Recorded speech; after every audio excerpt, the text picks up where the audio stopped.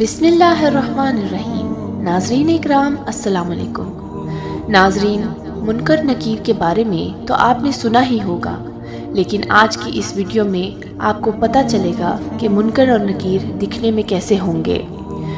منکر نکیر سیاہ رنگ کے نیلی آنکھوں والے دو فرشتے ہوں گے۔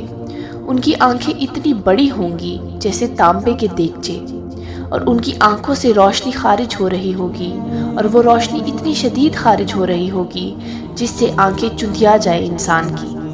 ان کے دانت اتنے بڑے ہوں گے گویا گائے کے سینگ۔ ان کی آواز اتنی بلند ہوگی گویا بجلی کی گرج ہو۔ تو اگر وہ بندہ کافر ہو، فاسق ہو، منافق ہو، تو وہ اسے سخت ترین ڈانٹ کے ساتھ اٹھائیں گے اور پھر اس سے سوال جواب ہوں گے، اور اگر وہ منکر نکیر کے سوالوں کے جواب دینے میں ناکام ہو جائے گا تب عذاب کے فرشتے اسے عذاب دینے پہنچ جائیں گے۔ اس کے ارد گرد اس کا کوئی نیک عمل نہیں ہوگا جو کہ اس کی حفاظت کر سکے۔ پھر ایک انتہائی مکروہ شکل والا فرد آئے گا جس کا جسم بدبو دار ہوگا، جس کے کپڑے بوسیدہ ہوں گے۔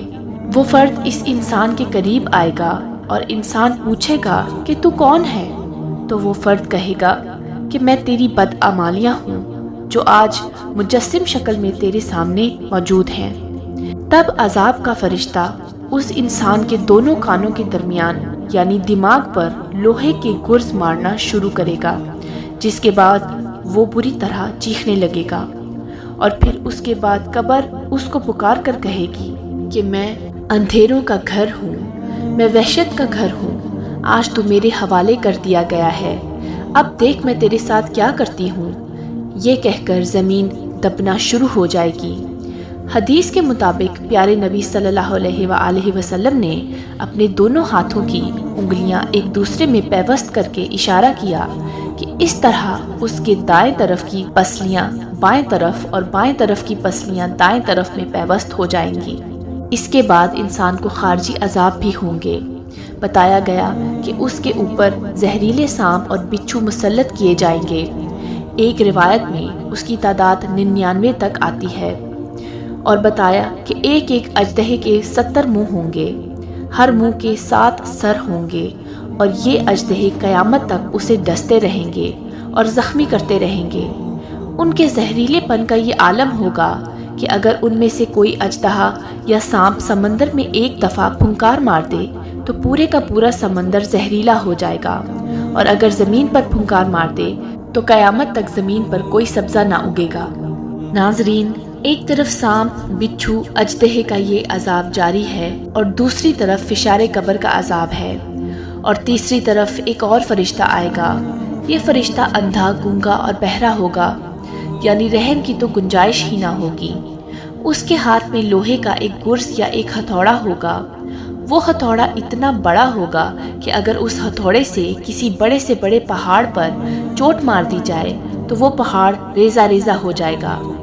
پھر وہ فرشتہ پوری قوت سے اس کے سر پر یہ ہتھوڑا مارے گا اور وہ مٹی مٹی ہو جائے گا، لیکن لمحوں کے اندر اللہ تعالیٰ اسے واپس ویسا بنا دے گا تاکہ تا قیامت یہ عذاب جاری رہے۔